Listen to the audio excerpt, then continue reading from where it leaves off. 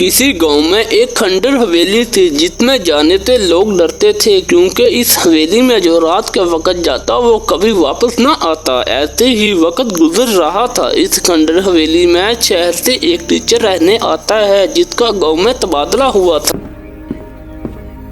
हवेली तो काफी पुरानी है, लेकिन इस हवेली में मेरा काम चल जाएगा। मुझे कुछ महीने ही यहाँ रहना है। मैं अपने रहने के लिए कुछ जगह साफ कर लेता हूँ। टीचर थोड़ी सी सफाई करता है, अपना बिस्तरा रखकर पास एक दुकान पर जाता है।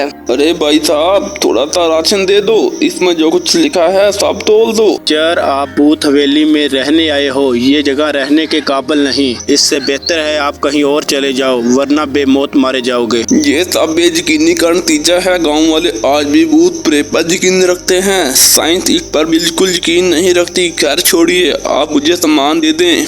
अरे टीचर, आपका इस गांव में रहना भी बहुत जरूरी है। मैं नहीं चाहता कि आप बेमौत मारे जाओ। टीचर सामान लेकर हवेली चला जाता है। जब गांव वालों को पता चलता है कि गांव में टीचर रहने आया है तो हर कोई टीचर को देखकर जहाँ से चले जाने को कहता, लेकिन टीचर ठहरा तो टीचर, वो भूत प्रेत पर यकीन नहीं करता था। कितने मच्छर हैं आसपास। जैसे तैसे करके मुझे 3 महीने निकालने होंगे, वरना मेरी नौकरी को खतरा हो सकता है। अभी नई तो नौकरी लगी है। खैर, अरे ये सफेद कपड़ों में कौन जा रहा है? कहीं दुकानदार की बात सच तो नहीं हो रही। लगता है मुझे डराने की कोशिश की जा रही है। बच्चों, मैं भी टीचर हूँ, वो भी साइंस का। साइंस के टीचर से तो भूत प्रेत भी कांपते हैं। अगले दिन टीचर बच्चों को स्कूल में पढ़ाने जाता है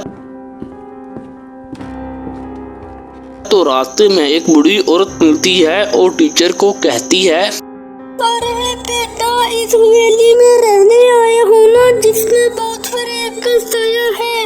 मैं तो कहती हूँ बाल बच्चे वाले हो, जहाँ से चले जाओ, वरना लौटकर नहीं जाओगे शहर। चलो कोई बात नहीं, अगर आपको लगता है कि मैं इस हवेली में रहने से मर जाऊंगा तो कोई बात नहीं। मैं जहाँ बच्चों को पढ़ाने आया हूँ, ऐसे लौटकर नहीं जा सकता।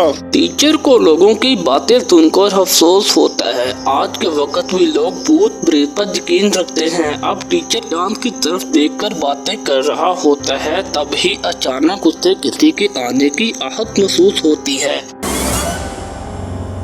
मुझे किसी के आने का एहसास हुआ है। लगता है कोई है हवेली में, मुझे देखना चाहिए। गांव वालों की बातें सुनकर मुझे भी थोड़ा सा लगने लगा है कि इस हवेली में जरूर कुछ है। टीचर जब हवेली पहुंचता है तो इधर उधर देखता है, उसे कुछ नहीं दिखता। तब ही टीचर हवेली के कमरे में जाता है जिस तरफ से आवाज आ रही थी। जैसे ही वो खिड़की से झांकता है तो उसे 2-3 लोग दिखाई देते हैं। पूरा काम हो रहा है, इसे पता भी नहीं है ईद के घर में चोरी हो चुकी है। हमें अपना माल बांट लेना चाहिए और इसके बाद घर चलना चाहिए। कोई हमें यहाँ देख दे, जल्दी करो।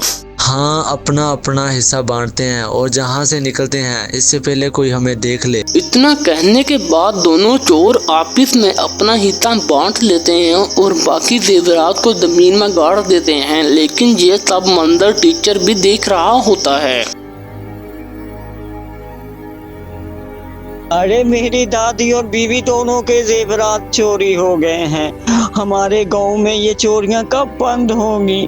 पता नहीं चलता कि चोरी कौन करता है। अरे मेरे कहने भी चोरी करके लेके कीड़े लगे हैं, इन चोरों को कीड़े। अरे अम्मा, इस गांव में कब से चोरी हो रही है? इस गांव में तो हमेशा से ही चोरी हो रही है। कभी चोर पैसे ले जाते हैं तो कभी कहने, मगर आज तक इन चोरों का कुछ पता नहीं चला। अच्छा, आप अल्लाह पर यकीन रखिए, कल तक आपके गहने और पैसे वापस आ जाएंगे। अरे तुम ऐसे बोल रहे हो जैसे कल तक चोरों से हमारा सामान वापस ला कर दोगे।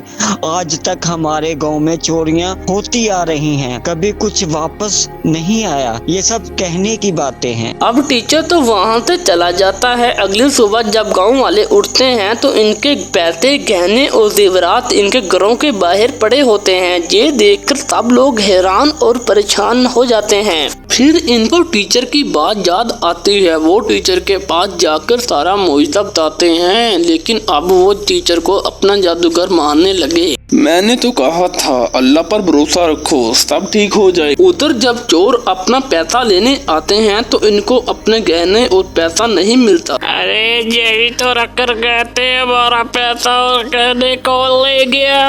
अरे मैंने सुना था इस हवेली में कोई रहने आया है। मुझे लगता है हमारे पैसे और गन्ने इस बंदे ने ही निकाले हैं। लगता है इससे अपनी जान प्यारी नहीं है। कोई बात नहीं, कल तक जिंदगी है। जो भी हवेली में रहता है, जितने भी हमारे हिस्से का गहना और पैसा निकाला है, वो जिंदा नहीं बचेगा। उधर गांव वाले पहली दफा अपना पैसा और गहना पाकर बहुत खुश थे। टीचर की हिफाजत के लिए गांव वालों ने 2 लोगों को इनके घर के बाहर खड़ा करवा दिया। ऐसे ही कई दिन गुजर जाते हैं। टीचर हवेली के सारे कमरों को खोल देता है। मेरे इस गांव में 3 महीने पूरे होने वाले हैं। इससे पहले मैंने हवेली में जितने भी कमरे देखे वो संदूकों से बड़े पड़े थे। अब इन संदूकों को खोलो। अरे बेटा, इन संदूकों में क्या है, मुझे भी बताओ जरा।